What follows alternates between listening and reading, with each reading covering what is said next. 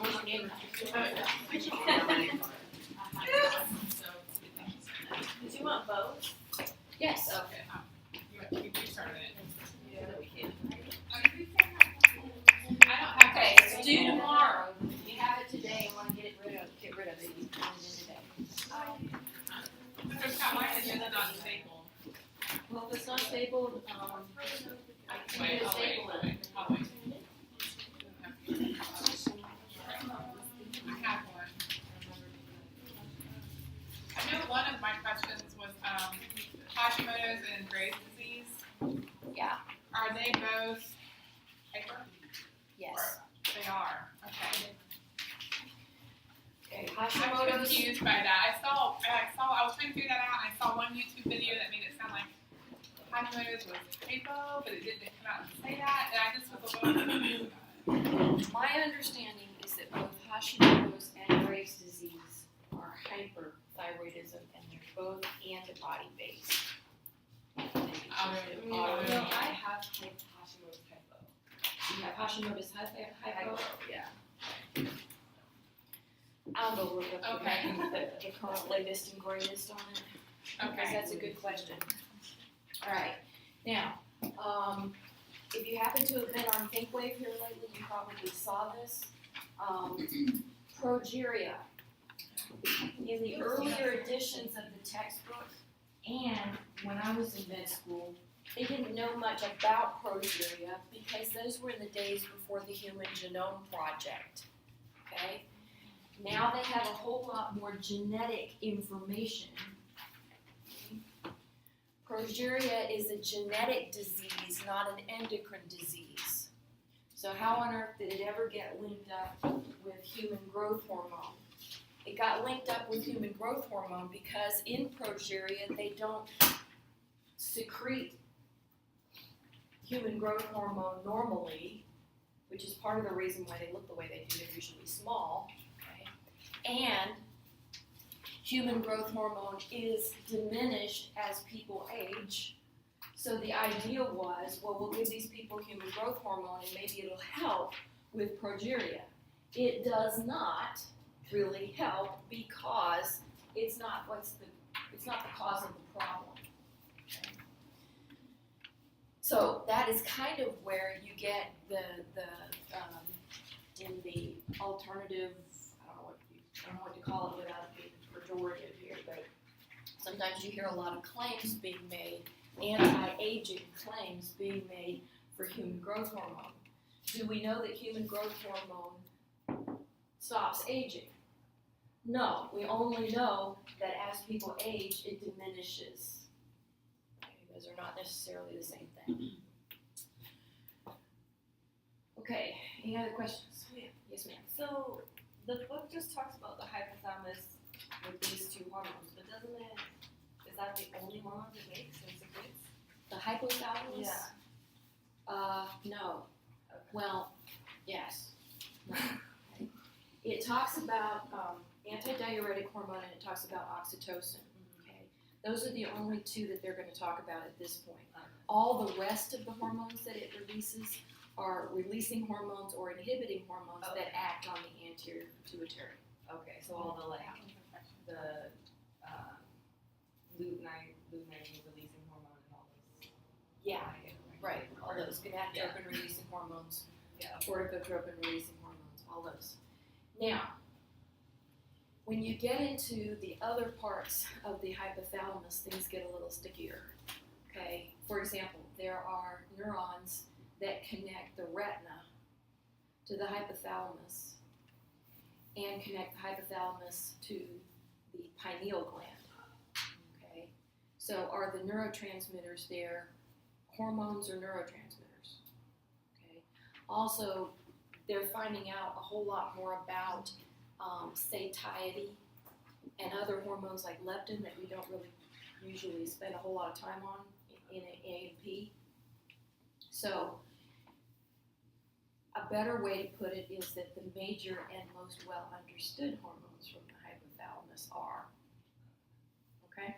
But there are also neurons, there are nuclei of neurons in the hypothalamus that have has specific actions in addition to the hormone production that we talked about. Okay? All right. Any other questions? All right. Let's see what we All right, what we were talking about, the endocrine system is a control system for the body. It controls body functions and body chemistry by means of chemical messengers called hormones. What's the difference between a neurotransmitter and a hormone? Well, a neurotransmitter is used by a neuron to communicate. Hormones are secreted by glands usually. However, sometimes there's no difference at all between a neurotransmitter and a hormone. Sometimes they are exactly the same chemical. Now, we don't emphasize that a whole lot at this level of A&P, but knowing that, having that in the back of your mind somewhere, will make some of the science and some of the stuff that's coming out make more sense if you know that. Okay? Sometimes the chemicals that are used as neurotransmitters are also used in different parts of the body as hormones.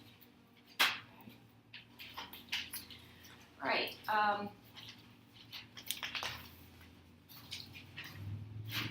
Endocrine hormones are secreted by glands for the most part, okay? And they are glands that have no ductwork or plumbing associated with them. Okay? In other words, the chemical is being secreted directly into the blood or directly into the body fluids. It's not being secreted into a ductwork. And we're going to see what the difference is with that when we get to particularly the digestive system. Okay? There you have a whole bunch of glands and they are secreting their contents, not into the blood or into the tissue fluids, but into a duct system. Okay? Those are called exocrine glands, not endocrine glands. Okay, now there's several different ways that endocrine glands are controlled. They can be controlled by negative feedback from the hormone that they secrete. In other words, if the hormone that they are secreting, the level becomes too high, that level will shut off production. There is one endocrine organ in particular that receives its instructions straight from the nervous system. That's the adrenal gland, the adrenal medulla. You could say that in a sense the hypothalamus receives its instructions from the nervous system too, because sometimes it does. But by and large, the majority of the hormones that we're going to talk about in this chapter are secreted in response to instructions from another endocrine gland. Okay, so we have the hypothalamus that is secreting, releasing hormones to tell the anterior pituitary to release hormones. The anterior pituitary releases hormones that have their effect on a third endocrine organ. Okay?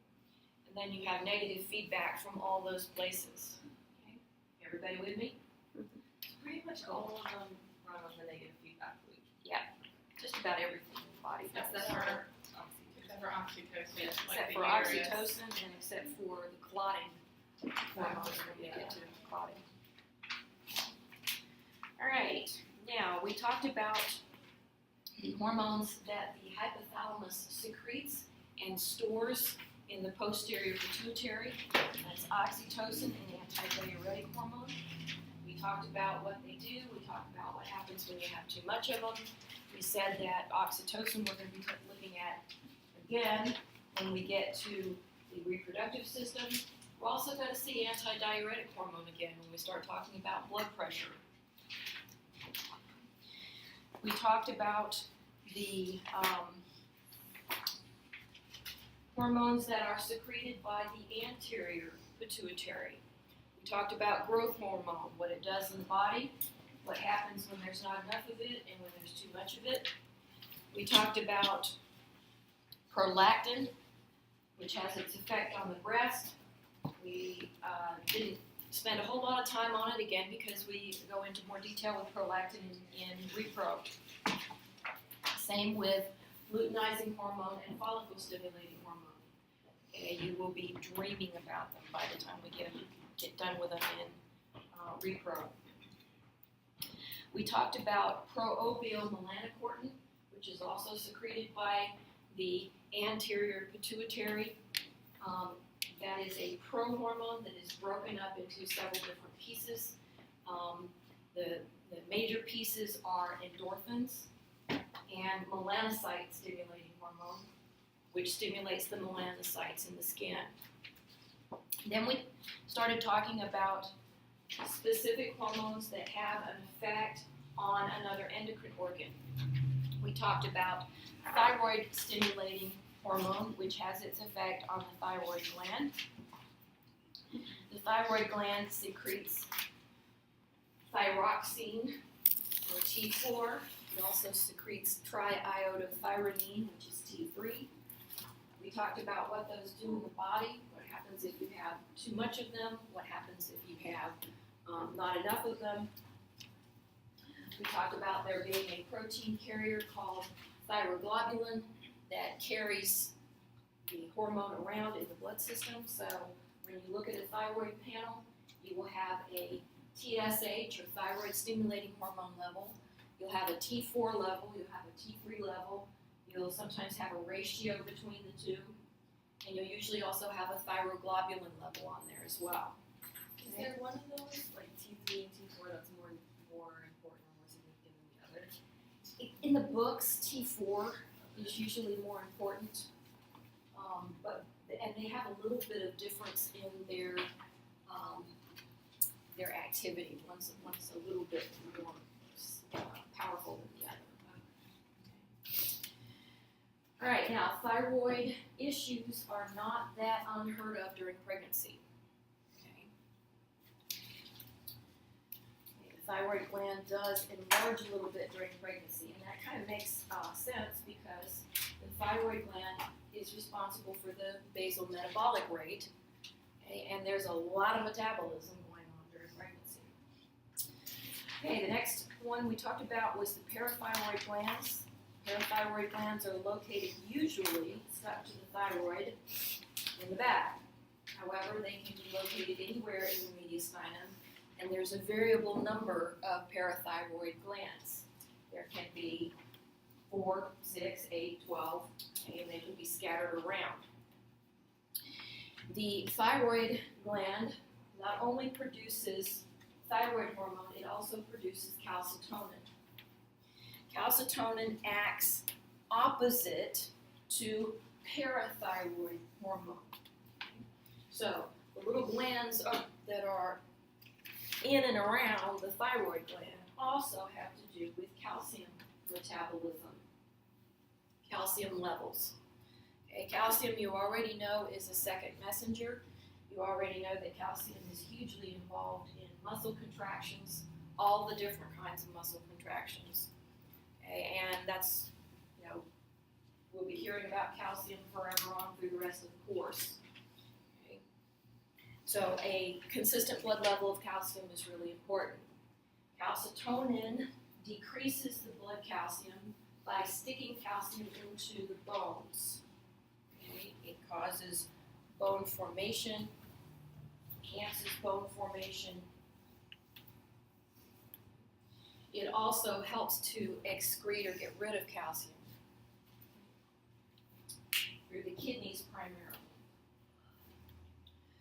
Parathyroid hormone, on the other hand, does the opposite. It causes calcium to be leached or dissolved out of the bones. It holds on to calcium in the kidneys, and it enhances the absorption of calcium from the gut.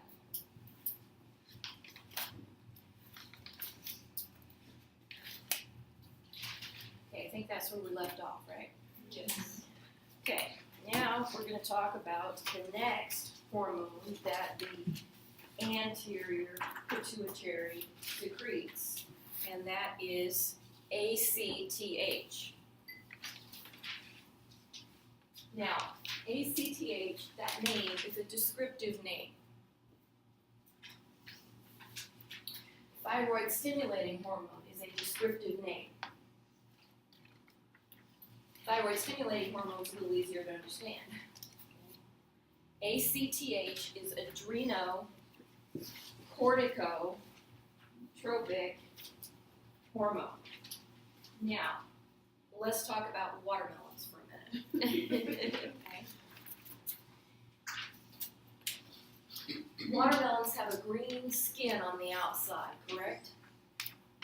Yeah. And then they have a rind, which is usually white. And then they have the meat in the middle that's usually pink or red. Okay? And they have a stalk on the end, right? There are a whole bunch of organs that are put together in a similar way. Only instead of saying skin, rind, meat in the middle, they call the skin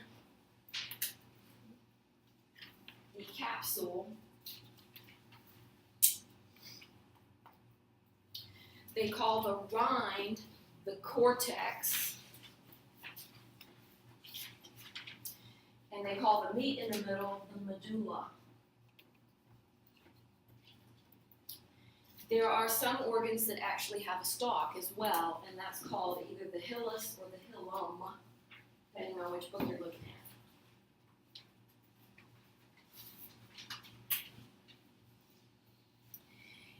The adrenal gland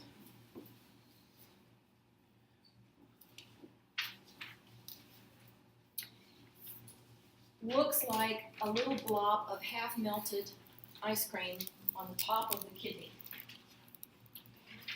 So here's the kidney, and here's the adrenal gland, kind of melting on top. The adrenal gland is one of those organs that is made up sort of like a watermelon. It has a cortex, or a rind, and it has a medulla in the middle. Now, the really weird thing about the adrenal gland, none of the other glands are like this. The adrenal gland, the cortex develops completely separately from the medulla, and then it comes along and wraps itself around the medulla. Okay. It's like as if the rind of a watermelon developed over there, and the meat of the watermelon developed over here, and then they came together and one wrapped around the other. And that's very weird. Okay? The other organs don't develop like that. So even though that looks like just one endocrine organ, it actually functionally is two endocrine organs. There's the adrenal cortex, the rind part, and then there's the adrenal medulla, or the inside part. So back to our big long word. Adreno refers to the adrenal gland. Adrenocortico refers to the cortex. Adrenocorticotropic, tropic means that it causes something to grow. So adrenocorticotropic hormone stimulates or causes the adrenal cortex to grow and produce its hormones. Now, why they couldn't be consistent and call it a stimulatory hormone instead of a tropic hormone, I don't know. Anatomy's just like that. Okay? So adrenocorticotropic hormone. Now, when you look at the adrenal cortex under a microscope, which you're not going to have to do, but if you do, here's your adrenal medulla down here. Here's your adrenal cortex. And your adrenal cortex has three distinct areas. Your adrenal cortex has 3 distinct areas, 3 different populations of cells.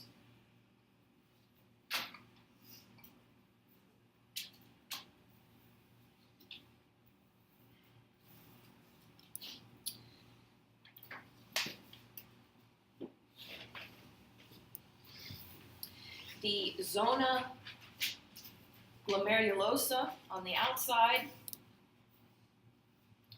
produces mineralocorticoids.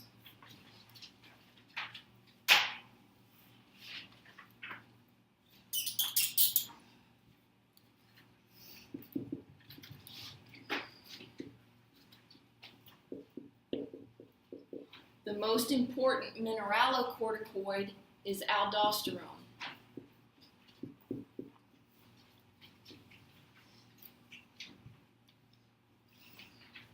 Now, aldosterone doesn't ever go away, folks. Okay. I'm going to be asking you about aldosterone in pharmacology. I'm going to be asking you about aldosterone in repro. I'm going to be asking you about aldosterone in gynecology. Okay.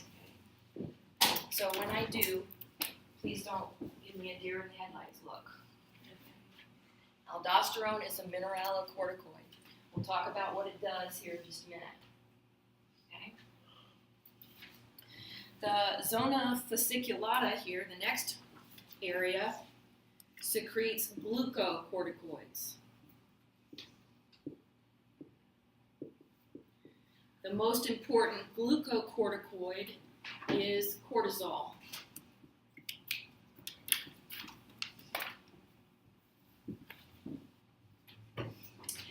The last area down here, the zona radicularis, produces androgens.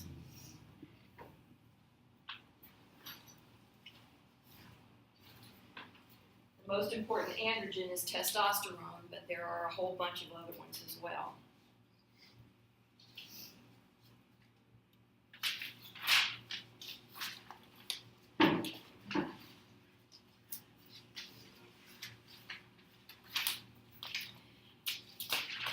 Now,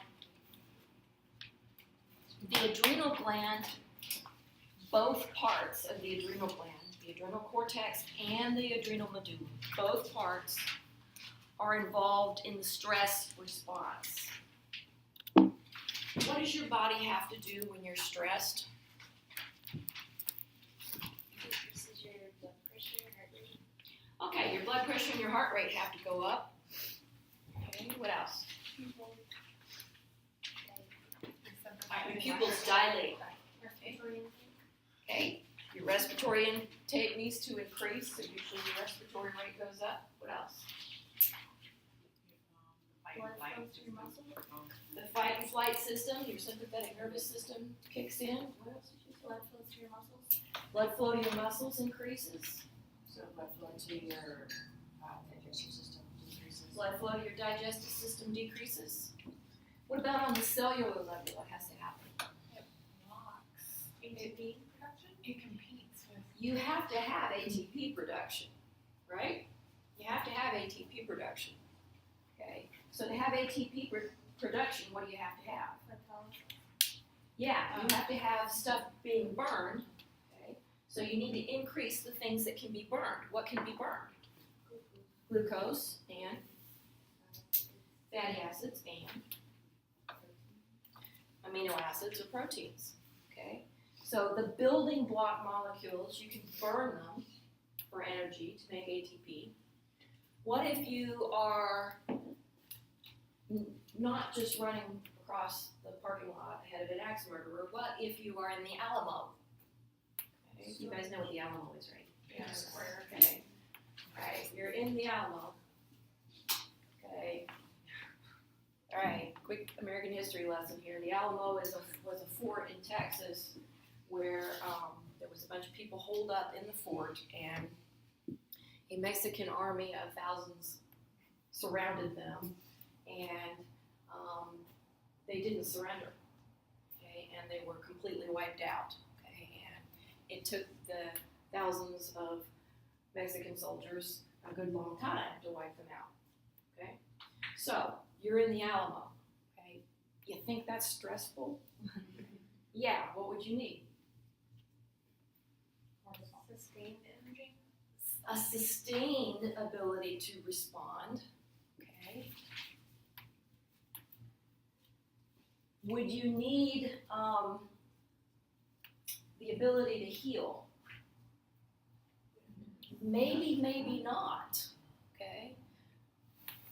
Okay. You could be using some of those building blocks to heal, but if you're trying to survive, you're more interested in surviving than healing, right? Okay. What about your immune system? Does your body care if you've got fungus crunching on your toenails when you were trying to survive? No. Okay. So, your immune system may not be the biggest priority. Healing may not be the biggest priority. Okay. You're going to be mobilizing all your resources. It's going to be past the ammunition kind of thing. Okay. And you're going to be in a heightened state of alertness and awareness. Okay. So, these hormones that we're going to be talking about here all contribute to that picture one way or the other. Okay. So first, let's talk about aldosterone. Okay. Aldosterone is sodium sparing. Sodium sparing. Now, anybody remember what the quick and dirty definition of osmosis is? Water follows the particles. Water follows the particles. Water follows the particles. Very good. Okay, that needs to be engraved on your brain. Okay. One of the particles that water often follows is sodium. Sodium is gotten rid of by the kidneys. So if you say that aldosterone is sodium sparing, what are we saying? The kidneys are hanging on to it, correct? Which means that what else is being held on to? Water, which means it's an antidiuretic, okay? If you have more water, what happens to your blood volume? It goes up, which is a good thing if you're trying not to bleed to death. And it also, your blood pressure goes up, which is one of those things we said had to happen, right? So aldosterone is sodium sparing. It increases the blood volume. It increases the blood pressure because your kidneys hang on to sodium. Okay. What do you suppose happens if you have too much aldosterone? Dangerous blood pressure elevation. You struck out. Yeah, you can stroke out. Okay. What do you suppose happens if you don't have enough aldosterone? Then your blood pressure will be too low. You may get rid of too much sodium. Sodium and potassium are interlinked, so you will have electrolyte disorders, electrolyte problems. Okay, what about glucocorticoids? The glucocorticoids, the major one is cortisol. I think everybody kind of knows that cortisol is a stress hormone. It increases the amount of sugar that is circulating in your blood. So diabetes is not the only thing that increases the amount of sugar circulating in your blood. Growth hormone does it. Cortisol does it. It's a good thing if you need that glucose to burn. But if you don't need that glucose to burn, that glucose is just going to screw up your tiny little blood vessels. Okay, which is why diabetes causes some of the effects that it does, because the glucose trashes little tiny blood vessels. Cortisol also changes the way fats are metabolized, and it changes where fats get deposited.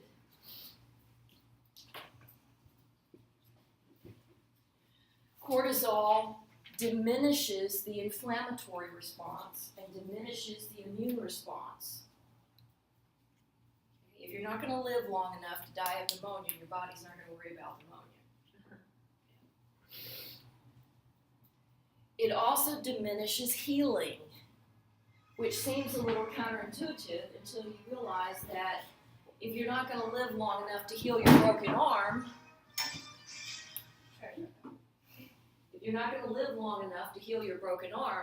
you would be better off putting your ammunition into fighting than healing your arm. Okay? So cortisol diminishes healing as well.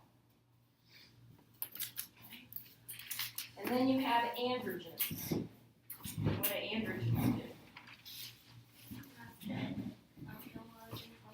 Yeah, they're masculinizing hormones. Just say that again. They're masculinizing.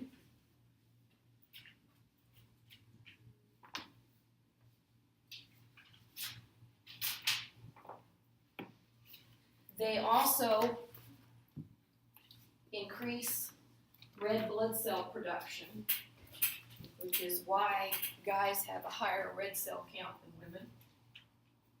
They increase muscle mass, but you're not going to be building red blood cells and you're not going to be building muscle mass if you're trying to survive. If you're trying to survive, you need to be a little aggressive, correct? Okay. So the androgens also help promote aggression.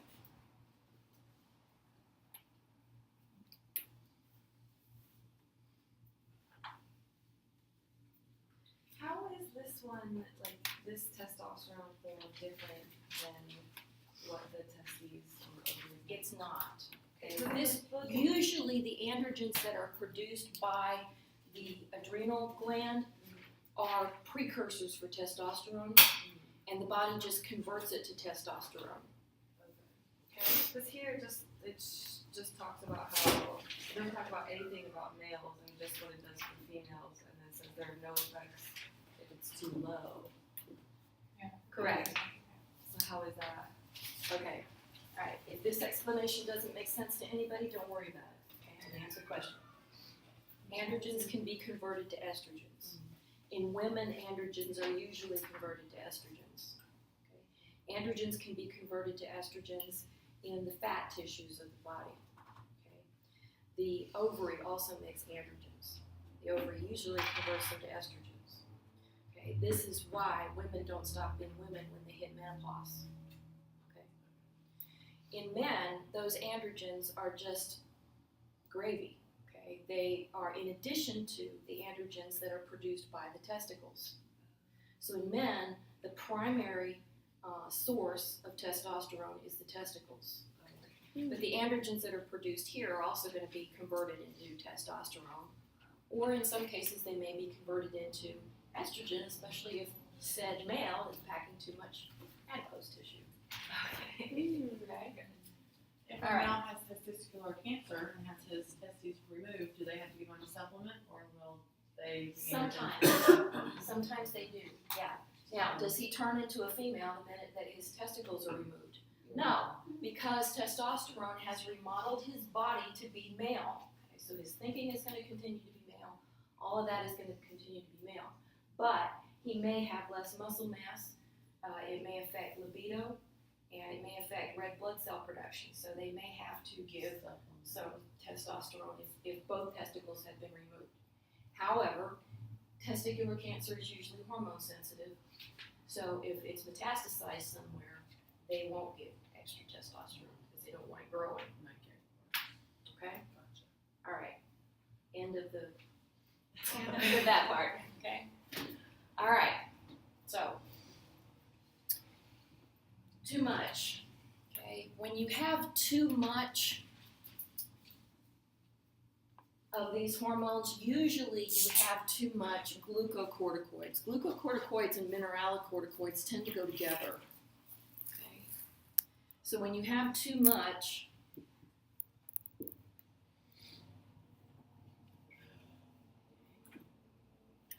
the condition is called Cushing's syndrome.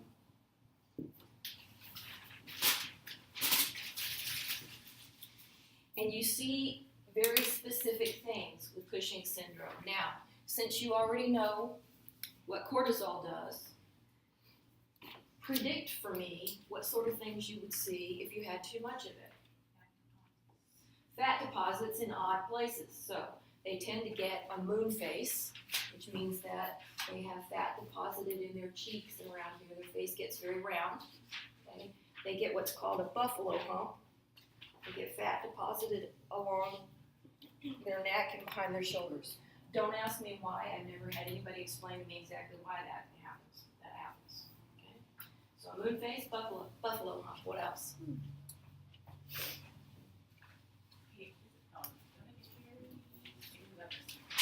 Yeah. Okay, they can become hairy if the increase here includes androgens. Okay? But that's not necessarily what happens with Cushing's syndrome. Why would they bruise easy? Tell me why they would bruise easy. Oh yeah. Because what? Increase Yeah. No. No, it's because their body tissues have less strength to them because they're not getting repaired as much. Okay? Their body tissues have less strength to them because they're not getting maintained and repaired. Okay, so you see easy bruising, you see stria formation. Stria is when the connective tissues start to fail and pull apart. Okay? And there's often bruising that occurs in conjunction with stria. What else?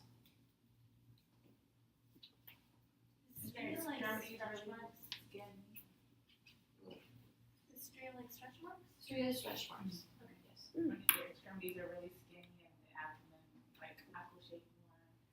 Yeah, it does cause some fluid shifts. They can be with skinny extremities and more fluid and fat distribution in the core. What else? Think about glucose metabolism. Hyperglycemic. Okay. They're going to have too much circulating glucose, just as if they were diabetic. Okay. And they are going to have the consequences of that, the tissue damage from too much glucose. What about the immune system? Depressed. It's going to be depressed. Okay. So they might more easily be ill. They might have not only a harder time fighting off they may not only have a harder time healing, they may have a harder time fighting off infections when they are wounded or damaged or operated on. Okay. Now, why would a person become Cushingoid? Why would they develop Cushing's syndrome?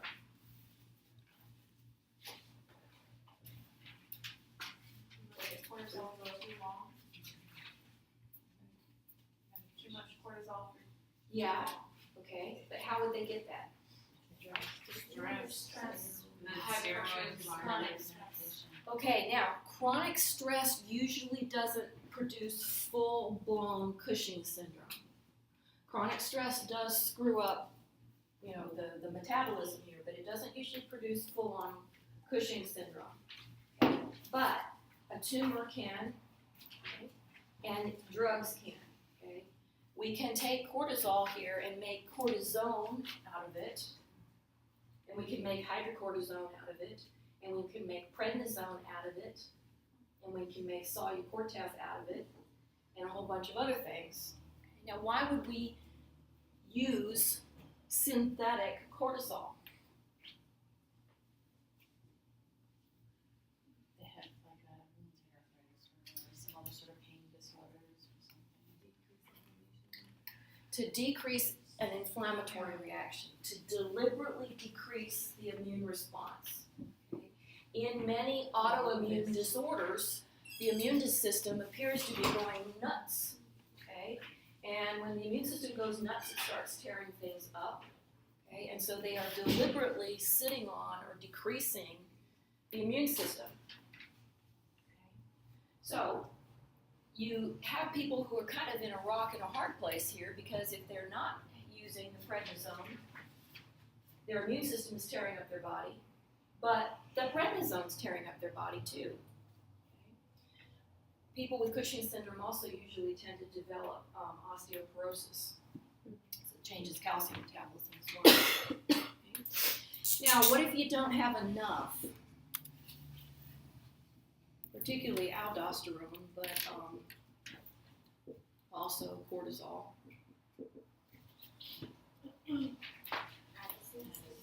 This is called Addison's disease, and some rather famous people have died from this or have been afflicted with this. Anybody in here heard of Jane Austen? Yes. Okay, it's thought that Jane Austen died of Addison's disease. Anybody in here ever heard of John F. Kennedy? Okay, John F. Kennedy had Addison's disease. Okay, they had to give him hormones continuously to keep him alive. Okay, mineralocorticoids and glucocorticoids are necessary for life. So what do you see with Addison's disease? You would see hypotension. Okay. You would see electrolyte imbalances. You also see bronzing of the skin. Now, one of the things that JFK was known for is his family had this mansion in Palm Beach, and he always had this lovely looking tan, this golden tan. Okay, everybody thought it was because he was a rock star, but no, it was because he had Addison's disease, and that was causing that bronze looking skin. Okay. Why? What does it do that? Yeah, why does I don't know why it does that. It changes the metabolism. Yeah. See, that's What are some things that are cause Addison's? a huge stress insult to the body. So, for example, in his case, it's thought that he developed it because of the PT boat disaster that he was through and in conjunction with malaria. Why Jane Austen developed it, I don't know. The cause of it is not really well understood.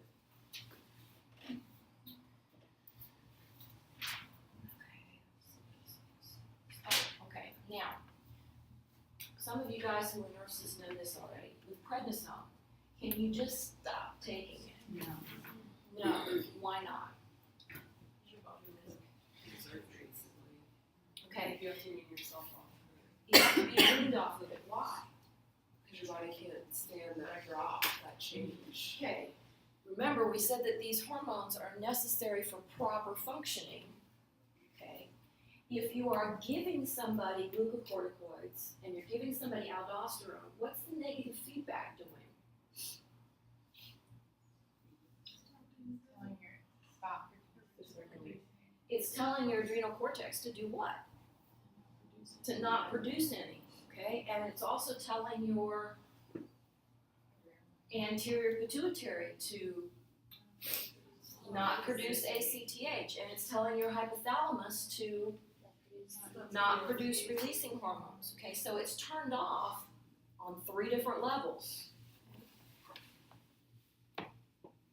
When you want to turn it back on, that takes a little time then. It takes a little time for the hypothalamus to instruct the anterior pituitary to instruct the adrenal cortex. It takes time. Okay? So when you give exogenous prednisone or cortisol, you shut down the hypothalamic pituitary axis. Okay? That whole 3-tiered business that we talked about, that's called the hypothalamic pituitary axis. Is it not hard to wean people off of prednisone? No, it's not hard to wean off. You just have to be consistent about it. Okay, so what they do is every day they cut the dosage in half. Okay, and so that weans them off gradually. Their blood levels of cortisols drop gradually, and then naturally the hypothalamic pituitary axis picks it up and starts to process. Now, think about growth hormone for a minute. one of the reasons why I have always been skeptical of people taking hormones is because you're messing with your hypothalamic pituitary axis when you do that. So,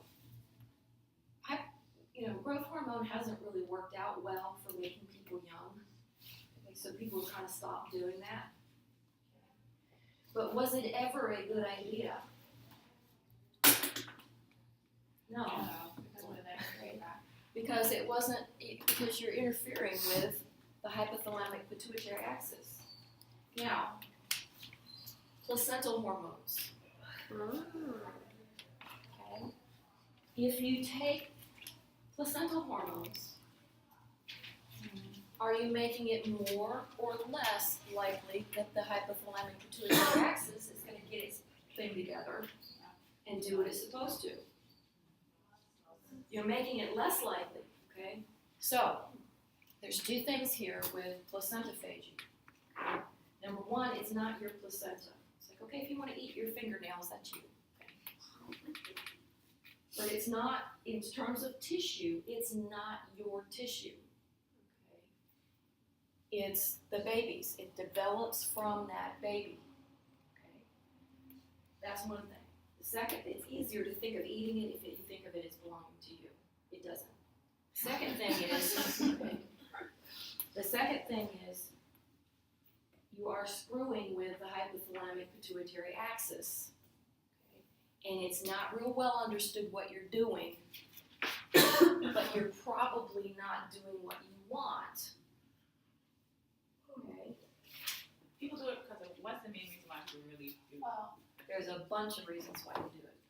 My understanding that the placenta takes over for your hormone production during pregnancy on some level. It takes over from the ovaries, takes over from the corpus luteum, but it doesn't take over from the cortex and all that. Doesn't mess with that. Okay. But when you're consuming your placenta and then you're given your pills, like they do the same thing with the steroids. You start at a high dose and then you tighten yourself off the same way. It's not like you're taking all this all at once. That would make better sense. That's how it's supposed to be prescribed. But the things that I hear coming back, okay, make so little sense that I'm not sure that people are It's actually because you doing have a it lot of that way. people that are just like, I'm going to encapsulate placenta for you and don't have any training. Don't have any idea what they're doing. Okay? So the theory is all of a sudden, boom, the placenta's gone, and so your hormone levels drop, and so you get weepy and you feel crappy and you have all the postpartum blues and blah, blah, blah, blah, blah. Okay? So the idea is you eat the placenta, you get those hormones. Well, there's a couple of problems with that. Okay? Hormones are either steroids or proteins. They may or may not be absorbed whole. Okay? They may be just broken down by the body, okay, into building blocks. Okay? We don't know whether hormones from the placenta are even absorbed as hormones. Yeah. Okay, number one. Yeah. Number two, what else is in that placenta? Okay, byproducts, all of the waste products. Okay, there can be infectious things in and on a placenta. Okay, it is a culture plate on steroids, okay, so to speak. Okay. If you give the placenta because you're trying to increase the hormones in the mother, you would have to do the same thing that you would do with prednisone and wean them off of it, or you're just going to have a crash later on. Okay, so for all of those reasons, I am very skeptical. Bias alert here. I'm very skeptical of the whole eating a placenta thing. Okay, because I think that the reasons that are given for it are usually nonsensical. Okay. Now there are things that are done with placentas that have to do with people's customs and traditions. Okay, that's a whole different ballgame. Okay. Yes. What about hormone replacement around menopause for women who, especially for my mom has pretty severe osteoporosis and she declined estrogen hormone replacement because she's skeptical, but she was just, we were talking about this weekend. She was just like, I don't know, maybe I should have taken it, but I don't know. Okay, I'll try to be quick with this Yeah. because this is something we go over a lot in gynecology. Okay. Estrogen does decline with menopause. Okay, what they initially thought was, okay, we're going to fix all the problems of menopause by giving people exogenous estrogen. We're going to do hormone replacement therapy on everybody, okay? And it's going to fix their bones, and it's going to fix their vaginal mucosa, and it's going to prevent heart attacks because heart attacks in women tend to increase after menopause. Okay, and they did that just based on how they thought the physiology worked. Right. Okay, and then they actually went and tested it with a double-blind, longitudinal, controlled study over time. Okay, and when the results of that study came out, giving everybody Premarin came to a screeching halt because it made heart disease worse in women. Okay, it increased the incidence of both breast cancer and endometrial cancer. Okay, it may have increased the incidence of, or the severity of ovarian cancer as well. Okay, in other words, they went, whoa, okay, we're not exactly doing the good we thought we were doing here. Okay, so there's a track record for thinking you understand how hormones work, and then when you do it, it doesn't work the way you thought. Okay, so keep that in mind when you're talking about the placenta. Now, with osteoporosis in particular, they've gone back and they have looked at all of these things. And yes, taking estrogen does diminish the incidence of osteoporosis. So if you have somebody with no history of breast cancer in their family, very little likelihood of developing hormone-related female cancers, right? And somebody who has very little incidence of heart disease in their family, very little likelihood of developing heart disease, and they're a little tiny person with thin bones, okay, it may be appropriate for them to take Premarin initially.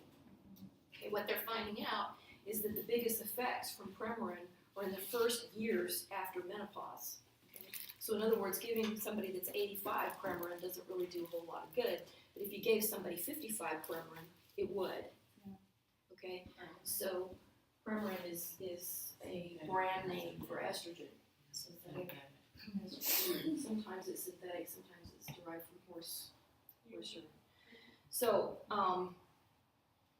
the take-home message here is that you can't just simply wholesale give everybody a prescription for Premarin when they hit menopause, and that's what they used to do. Okay, now you have to be much more selective, and you have to be you don't just have them on it for 15 years like you did in the past. But when you wean off, aren't you going to have similar effects of menopause? Like, aren't you only just pushing back the effects? No, because what you're doing is you're kind of supporting your body's decline. That's another way of saying it. So maybe you'll want to answer this outside of class if it's too long an explanation and too off topic. But how exactly does birth control act in the body? What birth control does is it decreases follicle stimulating hormone and to some extent luteinizing hormone so that you do not ovulate. So that's a pretty different thing to decrease a hormone than to add a hormone. Yeah. Adding the hormone is the problem. The decreasing, I mean, it has its own effects, but it's more Right. controlled. Now, That's true. yes, birth control does decrease circulating estrogens to some extent, and it also decreases circulating androgens. And we're going to get into this a whole lot in gynecology, okay? Okay. But you don't have the same sort of swings that you do with normal hormone swings, okay? And you don't have dips either. Okay? It levels the whole thing out a whole lot more. Isn't birth control progesterone or estrogen? That's what they give you? And what that does is it feeds back negative feedback. And Oh, then yeah. some women have to take progesterone when they first get pregnant to remain pregnant? Because the organ that is primarily responsible for making progesterone is the placenta and the corpus luteum. Okay. The placenta's not there early in pregnancy. Okay. And if the corpus luteum isn't doing its thing correctly, okay, there won't be enough progesterone to support the pregnancy. How does that affect a woman throughout her lifetime? Like, just in everyday life if she's not pregnant? The progesterone production is nothing. Progesterone actually is responsible primarily for PMS symptoms. I was gonna say, I mean, there's a whole nother conversation. Yeah, we're getting so way far I know, off. I know. All right, let's take a quick break and we'll